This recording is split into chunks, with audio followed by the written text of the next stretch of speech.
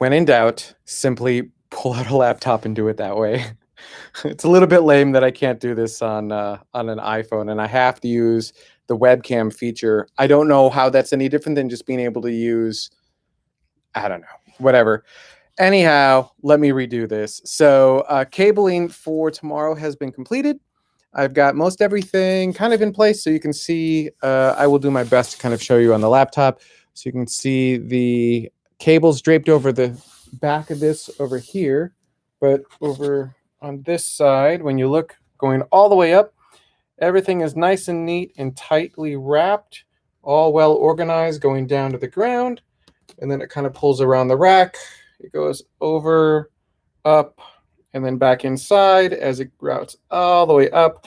And then once we get over to about here, this is where all the cable is going to kind of come over. It basically all plugs into the back of this for the most part. At least all of this group of cables does. So that, yeah.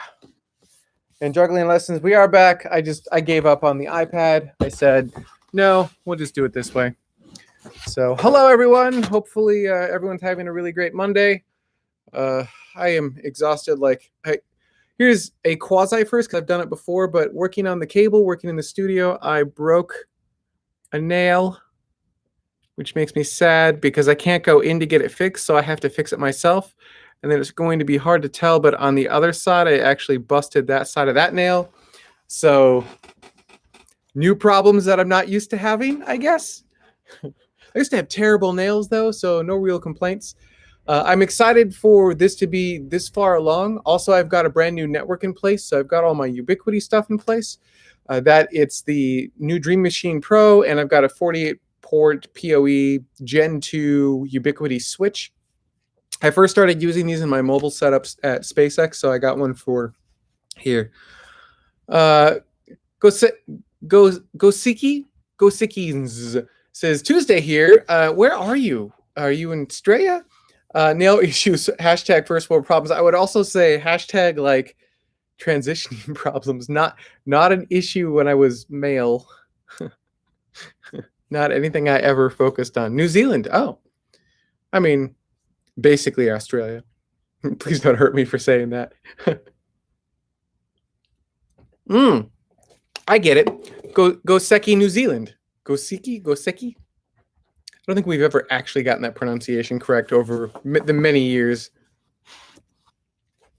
Ika says nails on my farm don't last. Yeah, I can imagine. Like it's normally I keep everything shorter. Actually, I was working on a project at X, and I dropped the project on my hand, and I went, and I quote, "Ow."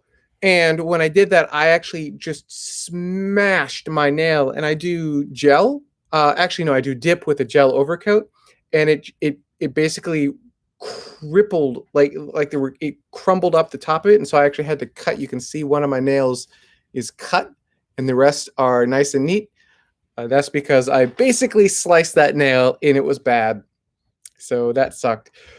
So the good news is this is coming along. I'm right on schedule. I was hoping to be. Oh, also, in case anyone ever wonder like what it takes to get cable done, so that's that. You can see some of the stuff on my arm, some more of the scratches and things. That's from working inside of the ceiling plenum, trying to get everything going. It's terrible. I hate doing it. Particulate falls on me. This is my least favorite part of doing anything, but I am very happy with how it all turned out. Probably shouldn't have turned away. Sorry. I'm very happy with how it all turned out. It was, I mean, you guys saw it before. It was an absolute mess. This is, once I get the rest of the umbilical cut down, cut to size, relabeled, it's going to be fantastic. Everything will be clearly labeled, nice cable waterfalls, nice proper flow of cables. I gave the cable a little bit of slack on the back, so it has a nice arc as it goes to the ground. It's really great. Juggling lessons. I'm male and fidicious about my nails. Actually, I'm not familiar with that word. I can use the dictionary to look it up. Hey, Google. Can't leave, break, must smooth. Yeah, I wasn't like that at all prior to transition. I would bite on my nails. I would bite them down to the cute, like all the way down, like past the bed. It was really gross. And then I'd bite my cuticles. And so my hands were like bloody and gnarly. They were just really gross looking. And anytime I had to do an on-camera demo of something, I was just embarrassed of my fingers. As soon as I began transitioning, within a month or so, I went in to get my nails done kind of in boy mode. So it was like nothing, you couldn't really tell because I still hadn't told anyone at TMRO, hadn't told anyone else. So I just kind of like had them taken care of and polished and cleaned up. And that act caused me to kind of stop biting on them because there was nothing to bite. And then slowly over time, as I did, got more and more adventurous with my nails. Now I'm doing like chrome. I don't care, right? But as I got more adventurous with them, I found that I don't bite them anymore, which is great because now they look fantastic other than when I crack a nail. Yep. Ika says, I've done similar damage to my nails multiple times and I wear gloves all the time. Yeah. So one downside of moving all my BTS videos over here, two downsides really. The first is that I can't use the YouTube app to broadcast, which makes it really difficult for me to walk around. So I have to basically carry this laptop around with me to broadcast and show you different things. But I kind of can, right? You can see some of what's going on in here. But the second downside is that there's just a lot fewer people. So these BTS videos, I think, will reach far fewer people than before, but hopefully the truly TMRO geeky faithful will find the channel and nerd out over it, and off we go. All right, we're going to take a little journey. I know I did this earlier on the other attempt at this BTS, but it didn't work. So, all right, I'm going to try to do it this way. Now, I can't see anything when I do this, so it's difficult. So, here's the control room, and you'll see that I've got all the cables routed through the wall, which is a good thing because that's a pain in the butt. So it's ready for termination. That needs a panel. This side where the control room portion is, that's not been routed through the wall because we need to pull off those screens, make sure we have the proper location for pulling the cable through and then work that. So it's basically the only area that hasn't been pulled through yet. And then as we come this way, we're going on. I look ridiculous carrying this laptop. So here is the cable mess that came out of the ceiling. Look at that. Look how many cables that is. It's just crazy. That was all sitting like right above the rack. You can see like my terrible attempt at like, that's white gaff tape with me just labeling the cable kind of on the end as a flag. It's a terrible way to do it. I actually have a proper label gun now. And then you can see we've got all of these pulled through the wall as well. So we're looking good on that side. So really, the difficult, time-consuming part of all of the cable stuff is done, and it's because I'm hot and sweaty from working in the ceiling. It's terrible. So all the cable stuff is basically done, which is good. Well, the cable pulling, right? Because that's probably the most difficult part of all of this, which sucks. Again, my least favorite part. This umbilical right here. This is all that's left. And you remember, this was like 4 times this size when I did my last BTS video. This is HDMI cable. There's 6 HDMI cables. 2 are 50 ohm cables that go to my antennas. That's for the wireless microphone system. And then I've got a handful of Ethernet cables that are clearly like properly terminated patch. They're not the horrible Cat 3 cables that are routed through the building. So I'm not entirely sure where those go, but like I didn't want to pull them out until I actually knew. So those have not been spliced. Those are not ready to pull out, but they're also not ready to route yet. So I haven't done that. But the rest of it all came together. I'm probably going to cut down the Ethernet cable and re-terminate with my own ends just so that it's like proper size and everything else. But other than that, looking good. Leland says, I'm retired from 33 years in IT, and you're doing a much neater job than many of my coworkers did. Obviously, well, so what happened to the studio is, we've been in this space nearly 5 years. And what happens to all of my studios is that there's a last minute thing that needs to get done right now. And so it's a temporary install that has to occur really, really quickly. We don't have time to do it like proper labeling or anything else. So we just get the cables in, drop the gear in, and then we'll go back and fix it later. The thing is, I never go back and fix it later. I always intend to, and I never do. And so then it just builds up and builds up and builds up. And then what happens is I reach a threshold, and Yuri's Night was it for me. I went to get more Zoom rooms going so we could get more screens going for Yuri's Night. And I came to realize I couldn't figure out where any of the cables were going anymore. It was just this rat's nest of cables in the back, and like nothing was labeled, and it was just coating down the back of the rack, which meant there were thermal issues.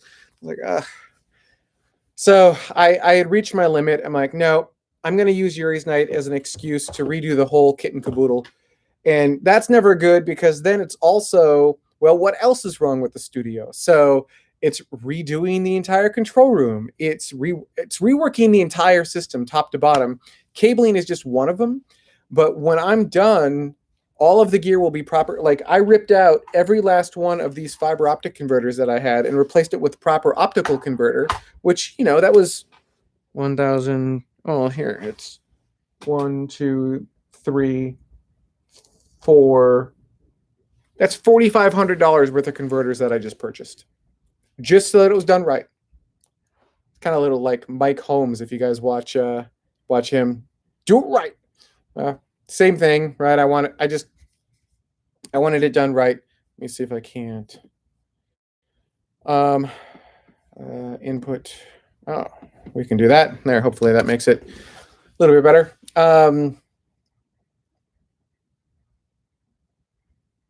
Leland said no one ever does, lol. They just remember where everything goes. Yeah, and I kind of remember where everything goes. But my other issue was, I don't think I have any here. I think I cleaned it all out. I was using when I first did this studio, that was back when I was trying to use a thinner cable, and I used it at X and I used it at TMRO, and it's Belden 1855, and the advantage of that cable is it's thinner, so you can have like a lot more of it. Like, this umbilical is pretty thick. It's like this thick, right?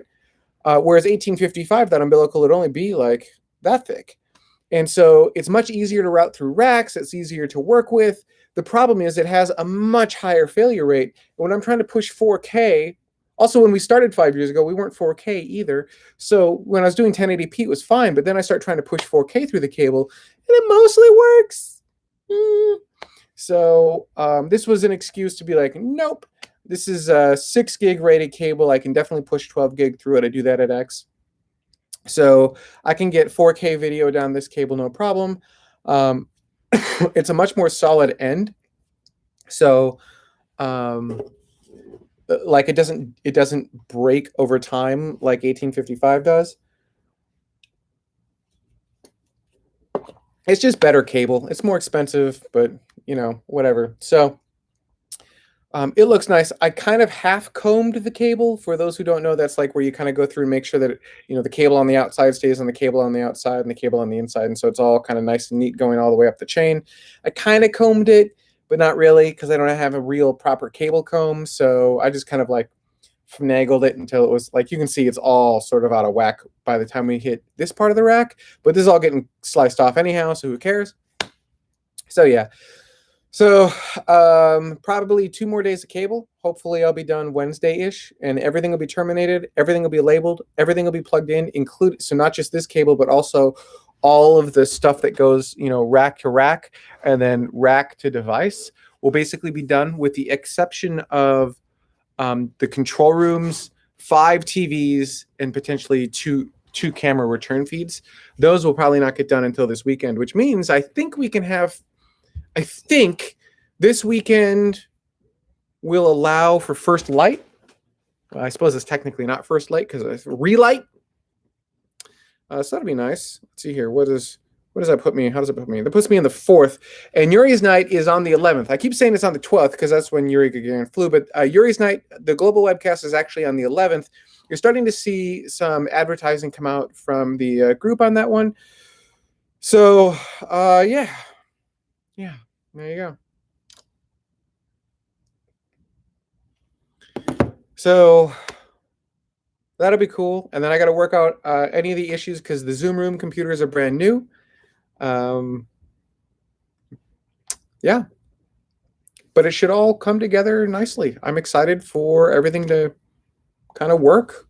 The network is the network took me a minute to get up and running. I don't know why. Ubiquity for me, at least, it's always like once you get it working, it's rock solid. But getting it working takes a hot minute.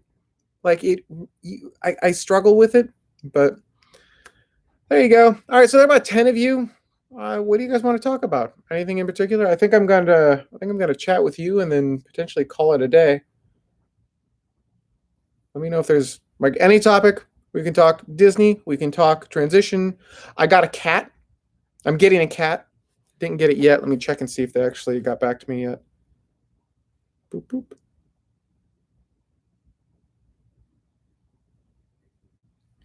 Um, her name is Luna. She's a Bengal. She was born on February 25th of this year. We should be able to pick her up in May. Uh, I just emailed back saying, yep. So they gave me the price, and I just emailed back saying, yep, we would love to take Luna. Not a rescue cat. It's a kitten. She's a very expensive cat. um, she's gorgeous, but she needs to be properly weaned and then spayed and all that fun jazz. So again, can't have her till May for proper weaning. Gives us a minute to like make sure we've got all the cat stuff that we need in the house. So that's going to be pretty exciting. I don't know. Hold up. Here's what I can try to do. I'll see if I can get a picture of her, put it on my iPad, and then hold it up to the screen because again, I don't have like all the cool tools necessary to do what I would normally want to do here.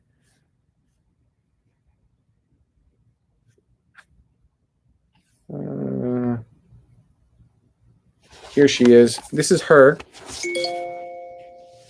There you go. That's Luna. Say hi to Luna. Isn't she adorable? She is adorable. I'm super excited for that. She's going to be a handful. Meow, meow, meow, meow, meow. So, yep. That happened today. I know, right? Hello, William. I should bring her to the studio so we can have like part of why I enjoyed it. And I know this is dumb, but like I liked her name. She's got a lighter fur, but these like striking blue eyes, which I also really like. She just looks like she's going to be. She looks like she's going to be sassy, which I'm going to enjoy. Like I don't know, every cat has a different personality, but like Bengals are a little bit more of a lovey cat, but they still have that exotic look to them. So yeah.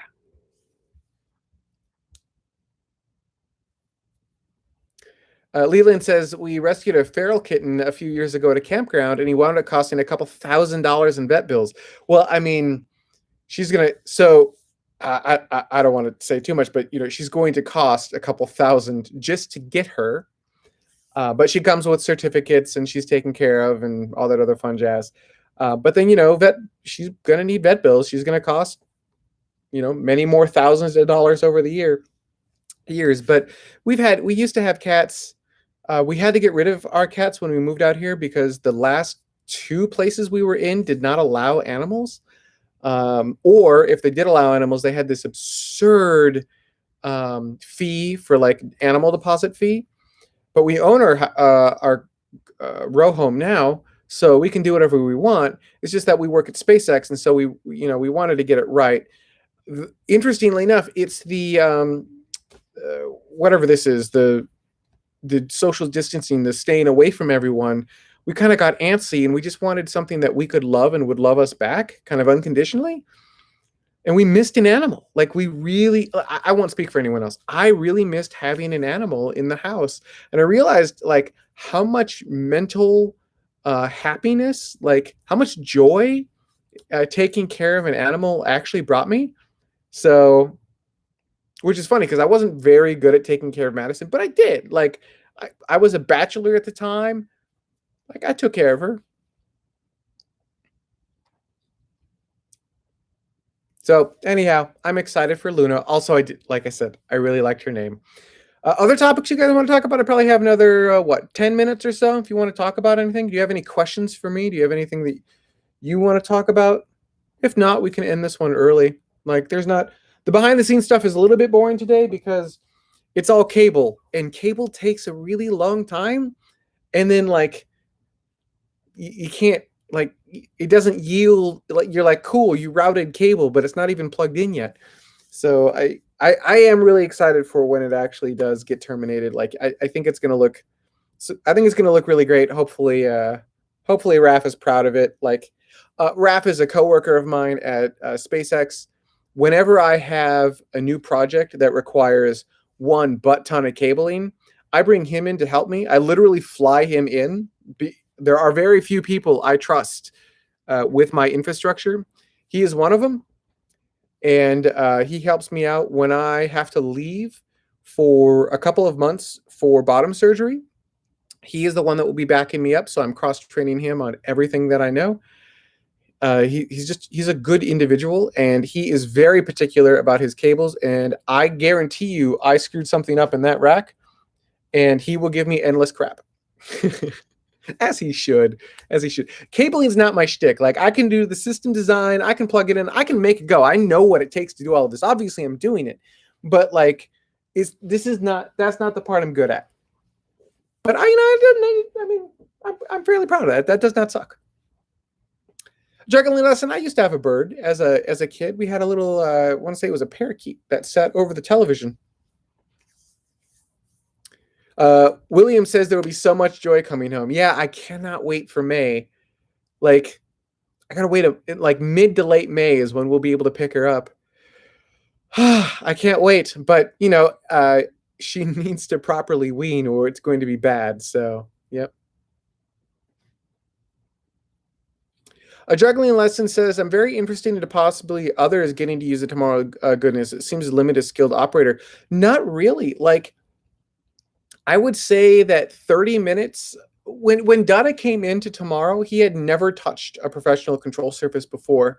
And it looks intimidating. It really does. There's a lot of buttons there, a lot of lights, everything's blinking at you. And I'm not allowed to comment on this part of it due to agreements that I have. And this has nothing to do with SpaceX. This is actually TMRO has agreements with certain companies. I help them out with certain stuff, and they're like, here, make this go. So I can't comment too much, but the buttons are going to change. And it's going to look even more intimidating. Oh, I'm sorry. But it's not that hard. Like, it's super simple. It's actually very, very simple. And once you get the hang of it, it's pretty easy. You just need one person who can kind of sit there. And like, we've got a pretty decent comm system, which is pretty cool. Pretty decent control surface. I'm working with another company, and I'm not sure if I'm allowed to talk about them yet, but they actually, we almost moved to them in the Space Vidcast days. I think I can talk about them, but I don't want to break that before it becomes a thing. And we're talking about doing some really amazing things, like things that no one has done before in launch coverage. That's what we're talking about doing. So I am really excited for that. This is going to be next generation stuff. Like, this exceeds the SpaceX webcast kind of things. It's going to be amazing. I don't think we're going to be able to pull it off all at once. I think we're going to have to like do it a bit at a time, bits and pieces, and kind of build on itself because it's just so complicated. But I was kind of trying to figure out what's our shtick. Why would we bring back launch coverage? What's our hook? I think I found it. So hopefully everyone gets back to me and we can actually make it all go. So anyhow, anyone who wants to use the TMRO Studio, like, it's just sitting here idle. As long as you don't break it, I don't really care. Like, come in, use it, like, do cool things with it. I was thinking, what I need to do is I need to reach out to NASA Spaceflight and be like, hey guys, what you're doing is awesome. Do you want help? Like, we'll help you for free. You don't even need to put our name in it. Like, we just have a really great studio. You guys are getting people excited. Want to use our infrastructure? So yeah. And then we'll have Luna walking on the control surface during things. Actually, what I would love to do So we've got the beginnings. I've got the beginnings of what it will take to make epic launch coverage, the likes of which the world has never seen before. Right? So this is taking what Space Vidcast did back in the day, multiplying it by 10. Right? This is going to be incredible. It's going to be amazing. I'm excited. It's going to take me a hot minute to figure out how to execute on, but it's going to be awesome if we can pull it off. But then I think partnering up with someone like NASA Spaceflight, because I really like them. They're scary smart. They know their stuff. Have them be the talent on camera speaking about the rockets and just nerding out over what's going on and giving us information, plus some of the information I'm going to be able to drop on screen, and then just broadcast it to like their channel. Like, it needs to be one channel or the other, so probably just broadcast it on their channel. Well, it'd be nice if they were willing to broadcast it on tomorrow and then embed that. But like, I'm getting like, this is to get the world excited about space. So if they say no, it must be on our channel, then we'll put it on their channel. Like, I'm not trying to. I'm trying to do awesome things, right? And I feel like, and I don't actually know how they would respond. They might be like, "F you, you're a competitor." I don't really view it that way. I think we could actually help them a lot, and I think they could help us a lot. But like, I don't know how they're going to react. I haven't talked to them at all, but I think I really like that is the thing that I really wanted to do. So yeah, yeah, I'm excited for this. I'm really excited for this. Yeah. And if there's anyone else, like maybe I'll reach out to Planetary Society, see if there's anything they want to do. I think there's a lot of really cool stuff that we can do with these studios that we haven't been really doing, and bringing in a lot of amazing people, even remotely, just to kind of like, we've got a lot of power here. We've got a pretty cool set. We've got pretty cool infrastructure. We know how to use all of this stuff. Let's do that. And let's use it to get people excited about space. And let's just have fun. Let's just hang, It just doesn't have to be a insanely scripted show. It just, it needs to be fun. Dragoline Lesson says on their channel is just as good for growing the core of tomorrow by mention. And again, it doesn't even have to be used to grow tomorrow. Like, I don't, there is no side scheme here other than I think it would be great for people to have epic, like a universal place to get epic launch coverage, right? I think all of the launch service providers have an issue that they can't really get around, which is they're not interactive at all.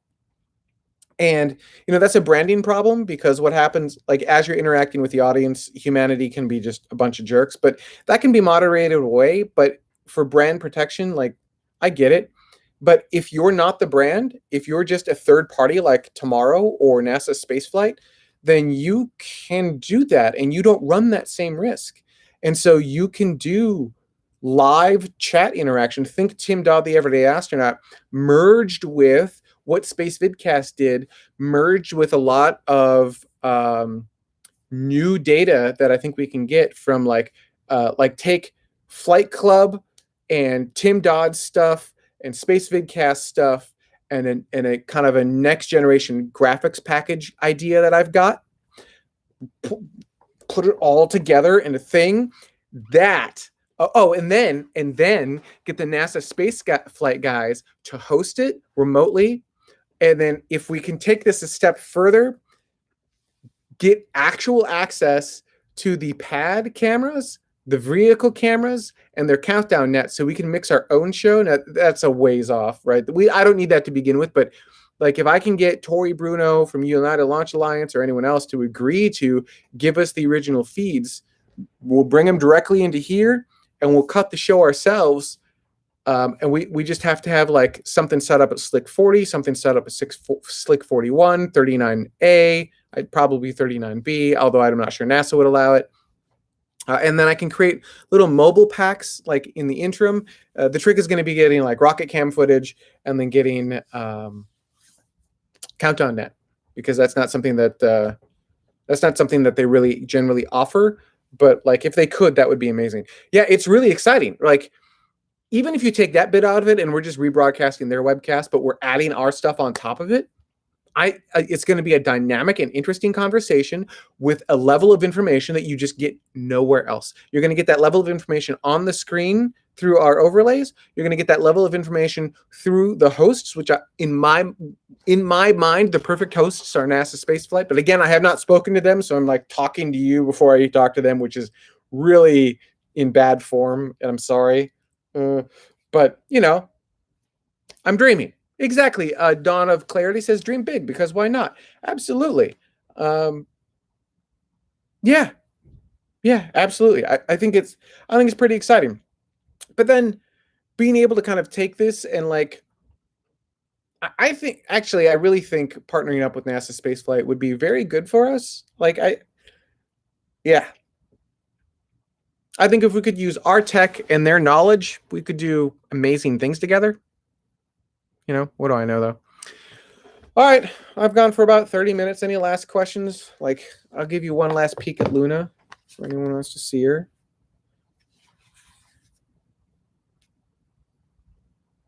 Boop. There you go. One last peek at Luna. There's one last peek. Meow, meow. I'm excited to come home in May. Meow, meow. She's going to scratch everything. She's going to destroy our couch. It's going to be adorable. William says, partner up for a bigger presentation. I think we need to be careful because it still needs to be authentic. My concern is that everyone tries to go for this like professional news broadcaster thing. And like, that's exactly what you don't want to do. You can look cool. It needs to look and sound cool, but it still needs to be authentic, and it still needs to be something that you can relate to, something that people get excited about, something that people can interact with. I think these are really important aspects that most entities get wrong, and they focus on the wrong thing. And we focused on the wrong things for a long time. That was my fault. I learned this the hard way. I don't want to relearn it. And so I think being able to partner with someone, use those lessons learned, but then also bring a level of awesomeness to it that gets you excited, where you're kind of there's a moment where you just need to back off and kind of like let the rocket be the star of the show, right? We'll call that T-1 minute, T-2 minutes, somewhere in there. Just kind of like shut up, let the rocket do its thing.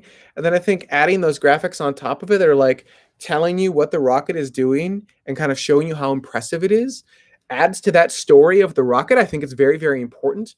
I think people underestimate how important that can be. Now, you don't need to take up the whole screen with that, but like give you some information as to what actually is going on: G-forces, velocity, distance down range, altitude, basic stage status. I think that would be I think that would be amazing. And I think if we can take that and then wrap it into a social, kind of put it into a social wrapper where you can ask questions in real time, your information gets put on the screen, you feel like you're an active participant, I think it'd be pretty cool. I think it'd be really freaking cool. I'm really excited. It's like everything rolled into one. I do feel a little bit bad because, I think Tim Dodd's big enough where we're not going to have any dent. We're not going to make a dent at all in his viewing audience. So hopefully this doesn't have a negative impact on him, because if I can actually pull this off, it will be, I would arguably say, the best webcast launch coverage in the world. But how's that for an ego? But that's because I won't be hosting it. Because I'll be behind the scenes telling people what to do. Anyhow. Juggling Lesson says it's all your fault except when it isn't. I try to always take the blame and give away the credit. I try to, at least. I don't always. Sometimes my ego gets in the way, but you get the idea. Okay, I think that's about it. I hope everyone... Oh, man, I really messed up this nail. I hope everyone had a fun time. I hope you're all excited for the updated control room and the updated studio. The funny thing is, the on-camera look, like what you're going to see on set, it's not going to change, right? This is all behind-the-scenes upgrades that make our workflow better. It makes our cabling better. It allows us to bring more guests on. And I'm hopeful that This will fix some latency issues as well, which will make conversations with guests easier. It'll also allow us to do a lot more remote stuff. So again, I'm really hopeful that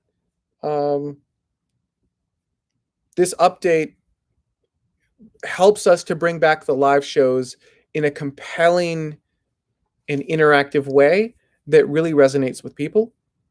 The technology will allow for it.